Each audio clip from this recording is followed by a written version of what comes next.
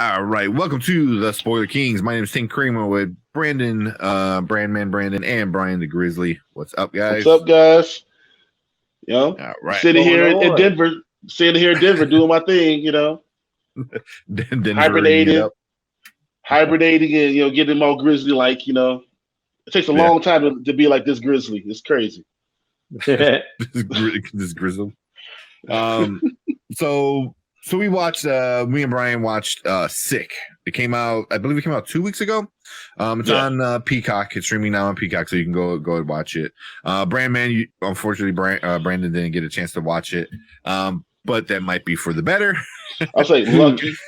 Yeah, because me and Brian we're gonna do a quick review on it with spoilers and everything. So yeah. Spoil it. Go for it. Yeah, we'll spoil it. I think if you've seen a slasher movie, Then you've you seen won't be this entire surprised. movie. Yeah, you won't be surprised. With any of the surprises that are meant for you. Let me do a quick. Well, I can just do a quick synopsis right off the bat. So basically, the story follows two friends, two female characters. That's why I wanted to look up their names. We have Gideon. Parker, Parker and Mary. And Mary. Who are friends in college. They decide to go quarantine together in Parker's dad's cabin in the woods, basically, right? Right now, obviously, big time. This is the middle of COVID, peak COVID. That plays a big part of it. It is called sick. So the last big sickness was COVID, so that plays a role in it. So they go to quarantine, and as they go to quarantine, they get stalked by a murderer trying to kill them, and we do not know why until the very end. And at the very end, we get all the twists and the surprise, and the ending every slasher movie kind of ends. So but that's pretty much it. It's a very easy to follow slasher, kind of thing. Two friends in a cabin and somebody's trying to kill them. Yeah, basically. Dude, there you go. I think when we talked about this movie, I said to you guys that I was screaming out during the movie, "What the hell are you doing? Who decides to go into a cabin?" He's like, "There's no one for miles around, and there's two little girls." It's like, that's a bad idea, And then do they not think it's a bad idea? Also, there's no weapons, there's no alarm system. They don't have a phone line.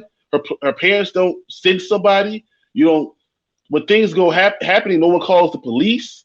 There's so many things that just didn't make sense to me. I was like, all right, that's stupid. I mean, the whole them being in the middle of the woods was them thinking about hanging out for a weekend, but also quarantining together. So I was like, okay, maybe, but it's just them. And her parents thought that was a good idea. Her parents don't know. I thought her dad did know. Or she said dad know?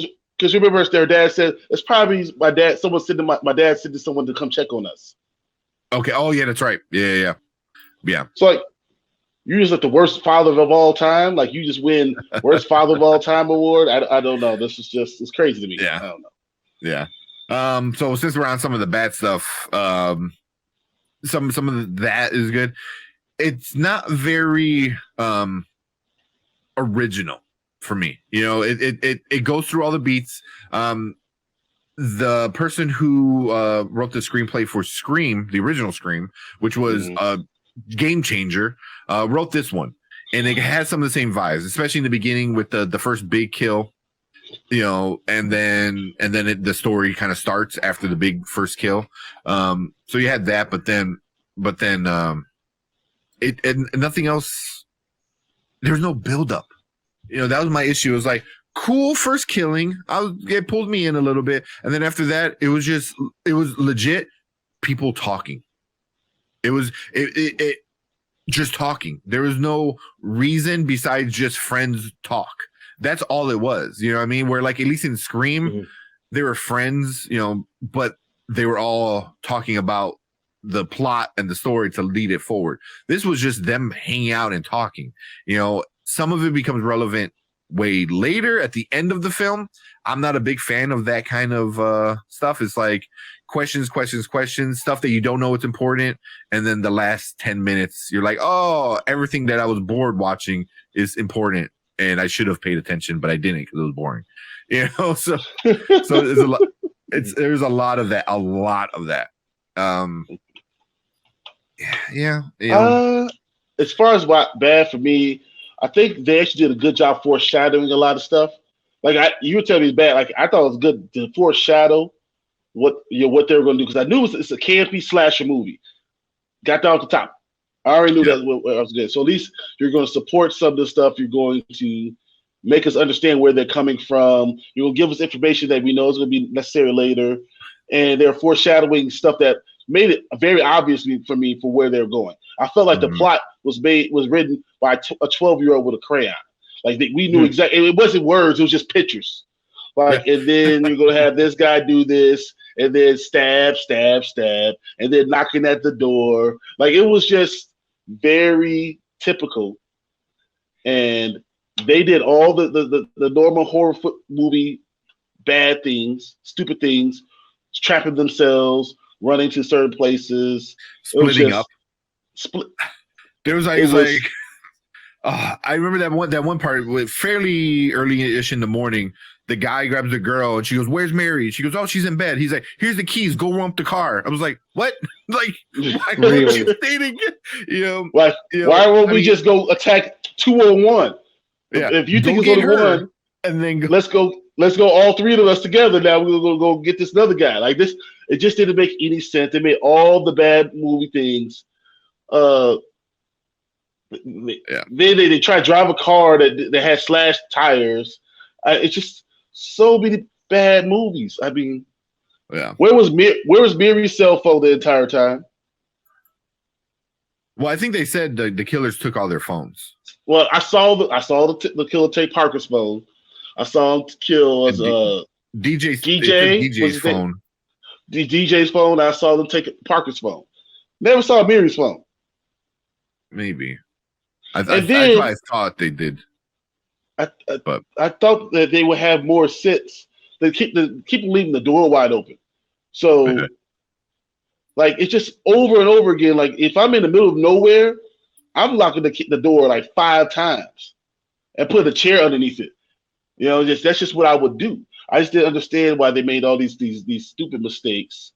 And like, I think the end was so stupid to me. Yeah. I couldn't forgive it. It just seemed so stupid. Yeah, and I saw it coming. So that was my big thing. Is like Scream. The first Scream, I didn't see it coming. That was that. But because of the first Scream, it changed the genre altogether, and now you start thinking more in depth. This I think wasn't hard. Right away, once you saw the picture.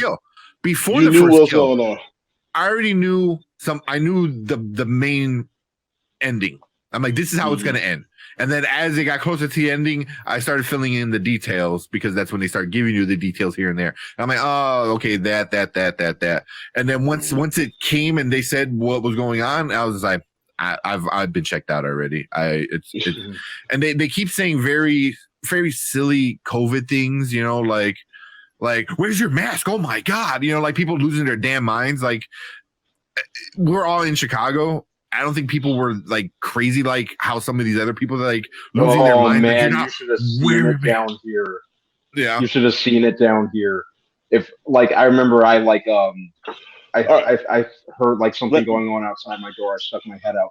There was a woman walking down the hall. She goes, "Where's your mask?" I'm like, "Don't worry about where my friggin' mask is." But wait. But Brandon, what the level we're talking about will be like someone getting stabbed right when you're looking, and you're trying to save her and saying, "But you need a mask on. I can't save you without the mask." It's that stupid. I gotcha. Yeah, like it's to a different level of it. Yeah, that part I know what you're saying. Kind of played into the other stuff. I don't want to get too spoilery, because at first, like that happened. I'm like, what? Like somebody's gonna die, but you're asking about a mask and it's not safe. But it was But I think all those things should have been like warning signs, and she got none of them, and it just felt like you don't deserve to be the one that lives. You don't deserve. Like, come on, everyone else should be living, not you. That's stupid. But it did take a lot of things. Like it did take some things where I think everyone kind of dealt with it, where the guy was standing in line and somebody coughs and they all like look. Like I'm like, okay, that's happened. You're at Target and somebody like coughs and everyone like stares at you. So that was kind of funny. There are some good parts. We have stuff like that if you want to get into some of the. Well, before we get into the good, Tony said the killer couldn't catch two people running barefoot. True. And one of them had a broken leg. The best thing about the movie is the chase scene. More horror films need chase scenes. The chase scene was pretty good. It was entertaining. No, that was the smartest thing she did ever. She was like, well, I can't out chase you right now, so I'm just going to push off on this barge and paddle to safety. But then she couldn't see the killer, and he just swam right next to her like, just like, what? There's I give you one good part and then one bad part. Like, why is he he's swimming right next to her the whole entire time? She gets out in the water, and I forget if he was on one of those like a big wooden island things that they make, or if it was part of the little barge she was on. It's all like the dock. It was a movable dock. Yeah. And once she gets out, then she starts stabbing from underneath. I was like, what? Like, how's he breathing? Like, it was literally a sweater and like a cheapy ski mask, So it's like, I don't know. But the chase scene was fun enough for what the movie was. Mm-hmm. It was fun enough. Sick as a Walmart bin movie, 100%. Or Tubi or Peacock. It coming out on Peacock, I think, is the best place they could have done. If I was told to go see this in the theater, I would have been. Oh my god, we would have had a fight on screen. Yeah. So some of the good things, like Horror Geek said, the chase scene was entertaining. It was fun. It was a good chase scene.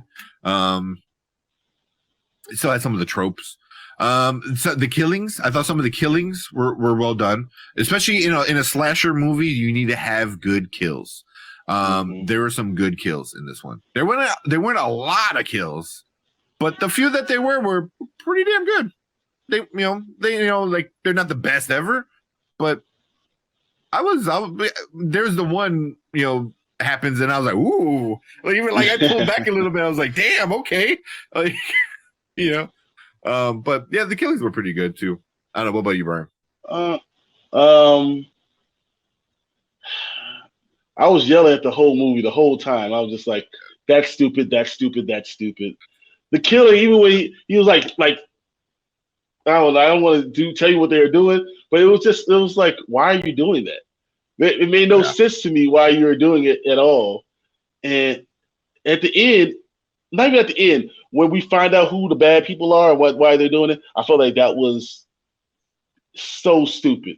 It was the most idiotic thing and idiotic reason I've ever seen in any movie ever. And I've seen a lot of stupid movies. M. Night Shyamalan's made a lot of movies, guys. So I'm just saying that this takes the cake. Yeah, it was a bad twist. But yeah, I mean, the good stuff wasn't. Some of those things, some of those really horror tropes, I can look past if other things are good. If it's a good ending, like scary movies, horror movies, you need to have a good ending. This ending just completely like it crapped out so bad. Yeah. I think if the ending was good, I could have looked past some of the other silly stuff. But there's a chunk in this movie where the girls are just talking and hanging out, and you're literally watching two 23-year-old girls talk. And I'm like, what? Like, it's like reality TV for a little bit, and some of it becomes important later, but at the time you're like, I'm bored, I'm checked out. Like, I'm not watching reality TV. So, but it was legit, like 21, 23. They were in college, girls just talking as friends. I'm like, cool. It's boring. What are you doing? I don't care. So And it's not like they were in a log cabin. It was a log cabin, but it was like a $5 million log cabin. It's like, so what $5 million log cabin doesn't have an alarm system on it? Yeah. Mm-hmm. Yeah. I mean, there's so many plot holes. It started to be mind-boggling. It's like watching Swiss cheese, and I was just like, all right, like that. It's crazy. I was like, all right, come on, man. Let's just get to the rating. So I don't want to show that one, Tony, because that's a little bit of a spoiler. But if you're watching live and you can see the chat, then yeah, that was definitely a reason why that person got killed. He deserved it. Yeah. But yeah, let's get into the ratings. So over here at the Spoiler Kings, we rank things a little bit different, a little bit easier. We just keep it nice and simple. Now, later, and never. Now means you have to go check it out right now, or else you're gonna miss out on something. Something's gonna get spoiled. Later means you can wait till it's out on streaming. You can wait till you're doing the dishes, throw it on in the background.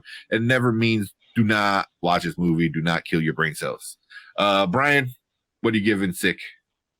So normally, like us as Spoiler Kings, we make the other person go watch it, no matter what. And the words I literally said to Brandon were, "There's no need for you to ever watch this in your life, ever."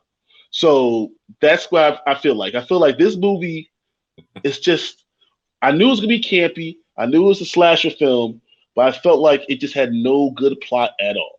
So I'm putting it as a super never. Like, if you were on an airplane, stuck in the airplane for like 6 hours, and the only movie they had was this, I'll tell you to go read a book.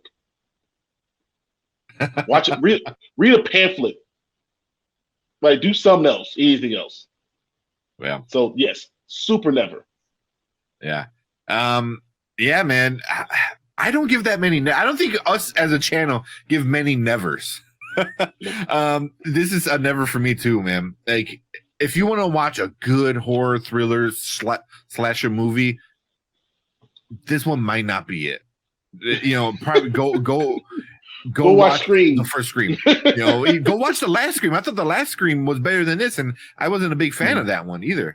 But really, this one's a never, man. It just, by the time it got good, there's a good chance you probably already checked out of the movie. If I didn't force myself to watch, I probably would have turned it off. Honestly, I probably would have turned it off before it got quote unquote good. But it is what it is. Mm-hmm. But yeah, man. Like I said, we hardly ever give any nevers. Exactly. We usually find things that we like about the movie. We're like, oh, it was okay. My wife literally turned over and pulled the cover over her in bed 3 times. Like, she just wrapped herself in a little cocoon. She was like, I can't believe it. I can't believe it. No, I'm done. I don't even want to see the light of the TV. It was that bad. It was so bad. I'm so disappointed. And I was hoping that just for a nice campy slasher film, and we got crap. Yeah. really disappointed. Then Planet Fanatics. What is up, Planet Fanatics? What's going on, by, man? Thank you. But yeah. So another thing that got me was the Rotten Tomatoes score. So Rotten Tomatoes, we got I'll do the audience first. 67% with the audience. And I'm like, I'm about there, maybe a little bit less. I'm 50 to 60-ish. 67 is maybe being a little bit more generous, but I'm more like 57, 47. 47? I don't know. But the critics, so there's 53 critics that did this movie. 87%. That is technically certified fresh. Percent for this freaking movie. And I do not get it. But if you look at some of the other IMDb is a 6.1. There's a few other ones I saw that were fairly mid-ish, mid-level. I think Google had it around somewhere in the mids. Google is 8. Well, take the back. Google's 82. Letterboxd was about 3 out of 5-ish around there. That's about right. But 80% on Google. I don't know, man. I don't know what they're watching. But even Tony said it. Yeah, Sick will be forgotten. It will. I don't think people ever will give it a chance. I'm gonna say it only had 55 reviews, so I don't think the critics were even watching it. Honestly. Yeah, like the big name critics. Nah. they're watching it like while they're doing dishes too. Yeah. Yeah, I'm looking at the critics, and there's not like a big one. Looper, I guess maybe. Real Film Reviews, Rolling Stone, but Rolling Stone gave it a bad review, so that counts. You know, a lot of them are like, you know, Clapper, I guess, also gave it a bad one, but yeah, there's just, you know, I mean, one person, this Hollywood in Toto.com said balanced commentary, sharp thrills make pandemic themed shocker soar. 3 out of 4, and I think that's what it also. This movie, like Sick, like what Tony said, Sick will be forgotten. Same thing like COVID, man. People don't want to be reminded of that shit. You know, it's like, and I get people still want to talk about, you know, like that's why if a comedian starts off their comedy show about talking about COVID, I'm done. I'm like, dude, I don't want to hear it. I don't want to hear it anymore, man. You know, like I don't care. You know, and this one literally, the pandemic plays a role in the movie. You know, so you know, I think dating a movie to something that happens in a time frame in the real world kind of makes the movie not have legs. You know what I mean? So like Chucky, yeah, it was made in the 80s, but you know what? Kids still have toys. Kids will always have toys, and that's the kind of the theme of that. It's like a killer kid toy, you know, which is why Megan did well, and Megan was beloved because it's the same thing. It's a kid toy, you know. This is like, oh yeah, you know, 20 years from now, people are not going to be talking about this. Like, oh, remember that movie about the pandemic?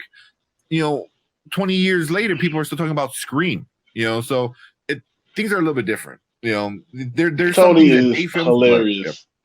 Tony's hilarious. If Sick pops up on BT, I wouldn't even be mad. I'll see it on Telemundo on the Saturday. Oh man, exactly. Saturday at 2 a.m. You'll see on Telemundo. Yeah, yeah. But, so that's our thoughts. Some of the critics, Guys, I don't know. Let us watch this for you, so you don't have to. That's all we're saying. You don't have to waste your time. Don't do it, please. I appreciate people coming in. Usually I say I want to hear everyone's comment.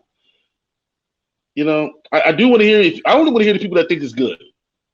I want to know exactly why. So maybe I'm seeing it wrong. Maybe I just don't know slasher films but well enough. Maybe something I just don't understand. I want you to explain to me like I'm a child, please. I'm asking for it. I'm literally asking for it. If I get it, it is what it is. I'm asking for it. Thank you. That's it.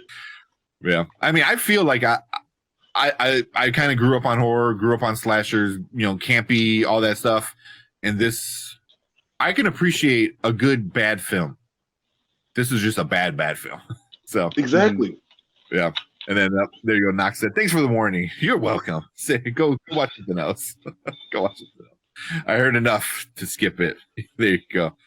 So there you go. So that's our kind of rant on this one. A rare all around never, which that doesn't happen, man. That doesn't happen. We like movies. You know, even if somebody doesn't like it, somebody else will find something like about it. So you know, but you know, like Brian said, you know, if you liked it, let us know. You know, let us know what you liked about it or what we're wrong about. You know, I'm always, you know, up for like seeing things differently. But I think that's gonna be it for this movie, Sick. It's streaming on Peacock, so at least you don't have to spend extra money to go see it. Hey, I do gotta say one thing good about it. It's only an hour and 20 minutes, so you're not gonna waste your time. It is a short film, and you're out.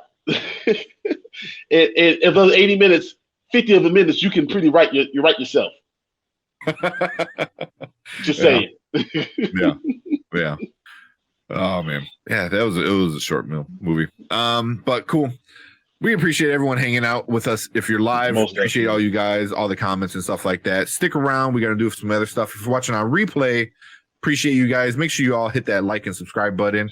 We're on our way to 1,000 subscribers. That's the next big goal. So make sure you share, tell your friends, all that good stuff. But leave a comment as well. But we are going to move on to another topic for the night.